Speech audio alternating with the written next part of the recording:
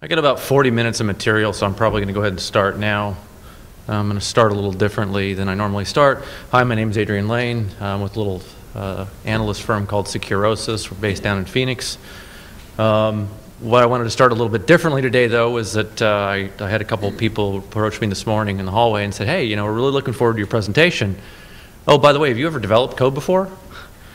And so, yeah, I'm talking about Agile today because I have had some experience developing within an Agile process, both with Scrum and without Scrum. I've been in development, software development specifically since 1987, and was continuously a developer, architect, CTO up until about 2008 when I joined Securosis. I got my start in operating system design and development for Unisys Corporation, doing Unix and CTOS-based operating systems. I've worked database porting for Ingress and for Oracle.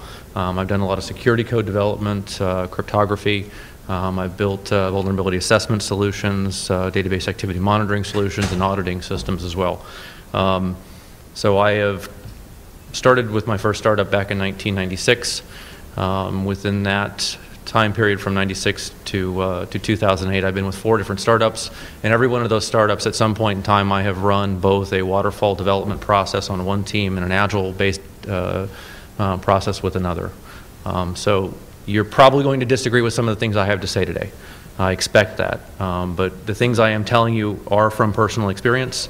So without further ado, getting into this, I want to talk about what's great about Agile, why we use it, and then go into why this is a problem for secure code development. The things that we do to develop, the benefits that Agile provide us, create some problems and some difficulties for security testing and for secure code development.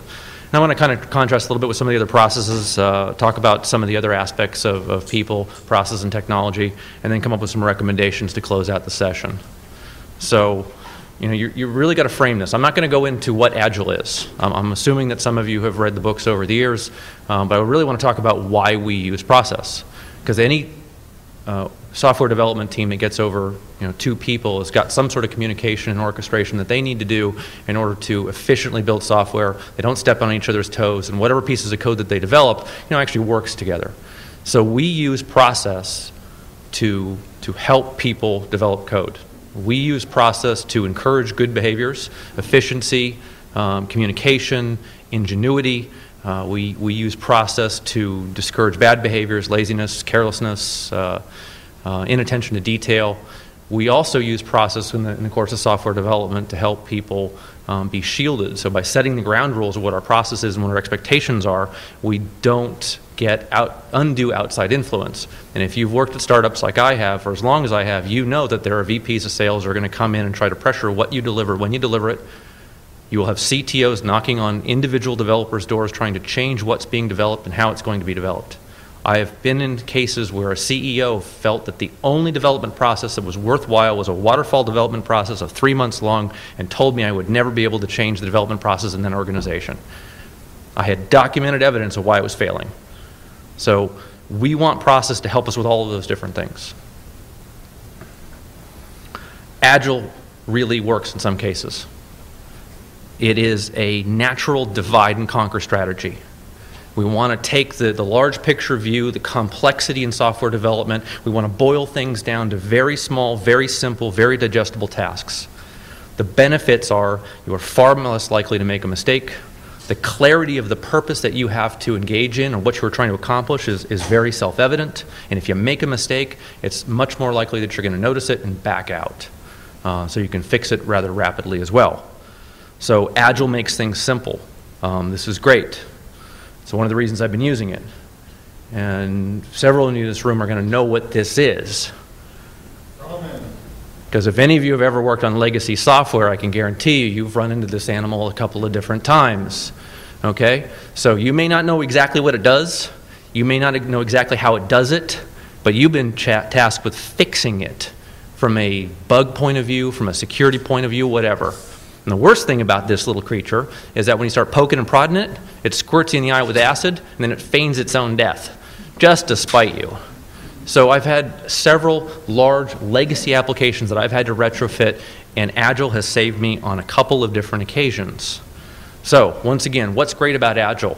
It is a very focused, divide and conquer strategy for building code. It simplifies a lot of things because you're boiling it down into the very most basic pieces. And if we're talking about Agile with Scrum, there are certain efficiencies that we have because the backlog and what we're currently working on, what we onboard into the process is always the highest priority item. Now, we may have a task that takes, several sprints, and it may have 40 pieces to it, 40 different task cards, and some of those might be iterative, but by and large, we're going to be working on the highest priority item at any given point in time. And that is very, very efficient. We get rid of the chickens. We remove from the process those people who have undue influence. And communication. Once again, if you're using Agile with Scrum, this is important. You're putting developers in a room with each other every single day and having them actually talk about what they're doing. Peer pressure is a fantastic motivator. You're not going to procrastinate too long without being discovered if you're sitting in a room with your peers talking about what you were supposedly working on the other day. And if you come in hungover in the morning, when most of the sprints are, people are going to notice. So I really like Agile, and for those reasons. And let me say that there's a couple of different definitions of Agile out there. I read the Extreme Programming books probably 12 years ago. And at the time, my view of what Agile was very different than what it is today, and probably going to be very different from what many of you in this room, having read Schwaber's book on Agile with Scrum. And to me, when I read the original books on extreme programming, I thought, wow, this is great. I'm doing modular coding, and now somebody's given me a bunch of techniques that allow me to do modular process development. So some of these I worked into an Agile-like development process. Some of them I actually introduced back into what was a waterfall process. Some of them worked, some of them didn't. Some of the concepts for measurement, like velocity, actually kind of came in handy. Some of things like peer programming, after a few iterations of that, we got rid of it because I was getting exactly half the productivity because the good coder was sitting there writing all the code, and the bad coder was sitting there watching him, not really learning, and just running basic tasks and being a gopher for the other engineer. So by and large, though, when I'm talking today, I'm going to be talking about Agile with Scrum and that particular iteration of Agile code development. What surprises me about Agile with Scrum, though, is just how religious people take the Schwaber book. And part of that's not unexpected because if you look at the book, all of the use cases in the beginning talk about failure, and it's failure because they didn't adhere to the religious aspects of Agile with Scrum. And I want to say that this is process. We use process to make people better. We use process to encourage certain behaviors and minimize other behaviors. This is not about religion. You can change process. You want to change process to fit the tools, the architecture, the development schedules that you have, and most importantly, the people that you have. So when we come to talk about security, we have this trade-off with Agile trying to be as efficient as possible and us trying to create a product that is as secure as possible. And this is where some of the friction comes in and some of the problems appear. Because when we start boiling things down to its simple and most common denominator, that's great from a coding standpoint, but when we're talking about security testing and your fuzzing cycle is 2 weeks to 6 weeks, you don't fit in the Scrum. Agile deals really well with reducing complexity, but it doesn't deal with the abstract. If I have a long list of security bugs I got to fix, fantastic. Agile is a pretty good place to start. If I don't necessarily know what those attacks are going to be, if I have to go do the discovery work, if I have to specify within this, a vulnerability assessment or threat modeling, it doesn't deal with those sorts of abstractions very well. It wants concrete, finite things to work on. And there are additional coding security and coding tactics that you're going to want to employ that are not natively enforced within Agile. And in fact, some cases that you're starting to squeeze the development cycle so short that a lot of that doesn't get done. A lot of the testing that you want to write for unit testing, for regression testing, and put in with your code base and try to get that in during the sprint, they tend to fall by the wayside or get pushed out to the next sprint. And one of the things about security is you can't simply reject stuff and push it out. You just simply can't wait for the other, the next sprint cycle if you're going to be releasing code at the end of every sprint that is supposedly releasable and consumable by an end user. So, web application security. I'm going to assume that a lot of you have this model in mind when you're thinking about web application security. We're here at OWASP conference, so I'm assuming that if you're thinking about threat modeling, you're thinking about spoofing, and you're thinking about SQL injection. Great. I don't want to minimize this, especially in the context of where we're at right now. But, that said, threat modeling is a heck of a lot more complicated than this. There are a lot of pieces involved. And if we're looking at an older style back office financial application, you have web servers, you have hub and spoke models, you have dozens of applications communicating with the database. Some are doing batch jobs, some are partners who have certain degrees of access that they may not supposed to have. But it's far more complex. And in the web application server space, just in that area alone, you have a full stack of software. You may only have 10 to 15% that's your code. It may be built upon top of an entire LAMP stack or some other sets of technology that you don't necessarily have control over, the ability to audit or to change. So within threat modeling, this is really quite important to consider because if you're going to threat model, you've got to be able to come to terms with what your threats are. I don't know how many of you saw one of the keynotes on the first day. They were talking about solving security problems by taking security out of the hands of the developers and trying to put it in the compiler layer. And I'm here to tell you that this is the reason that model will never work. Timing attacks, architectural flaws, logic flaws, the enforcement of proper transition states between business logic units. This is why security gets so freaking hard, especially with larger legacy applications, and why so many times it's just easier to throw a freaking WAF in front of the thing and try to band-aid it as much as you can. This is not easy to do.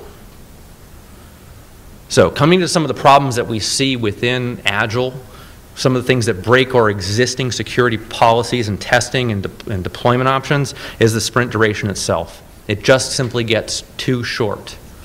And a lot of Scrum managers out there like to throw the design piece in with the development piece. And I strongly encourage you not to do that. The sprint cycle is just short enough as it is. It just becomes a point in time that you simply can't fit everything in that you're going to need to fit, especially if you're doing unit testing and developing those tests within the same cycle. How many of you have seen the task card? Actually, let me ask that question real quick. I only got one hand here. That can't be true. Okay, 2, 3, 4. All right. So how many of you here are actually developers? A little more than half the room, it looks like. How many of you are developers with specific security training, either SAN, CSIP? Well, it looks roughly about 15%. Okay, and how many of you are actually security guys that help software development? Wow, okay. So there is part of the problem as well.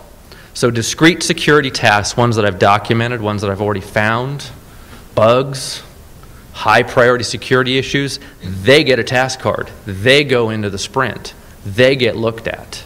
Ones that are ill-defined, ones that are not defined, ones that have not been found, the discovery process itself, not so much. Worse, you really need to be able to take threat modeling and do some sort of an attacker story. So we write user stories to take the features and functions that we want to get into the sprint, we want to get divided up and chopped up and built into the product, but nobody's actually writing the attacker stories. Nobody's looking systemically at the entire product and saying, okay, these are the threat vectors we need to worry about, these are the type of attacks we want to worry about, these other 3 or 4, yeah, maybe sometime in the future, let's write an attack story for this particular denial of service attack or this particular type of non-repudiation attack. Let's define which modules within our operation that it's going to affect and what we're going to do about it. Then we can write task cards and put this out. But I have not seen this. My own development organizations have never done this. But it's something that you want to do and get introduced within the release cycle. Because we're talking about building in, what do we see today? We see a lot of pen testing, and we see a lot of white box code testing. We don't see as much fuzzing as we used to. We don't see the degree of threat modeling that we used to. And if you look at Microsoft's, they're calling it the SDL. I call it SSDL for Secure Software Development Lifecycle, whatever. They are a larger firm. Probably 60% of their development organizations have a much longer waterfall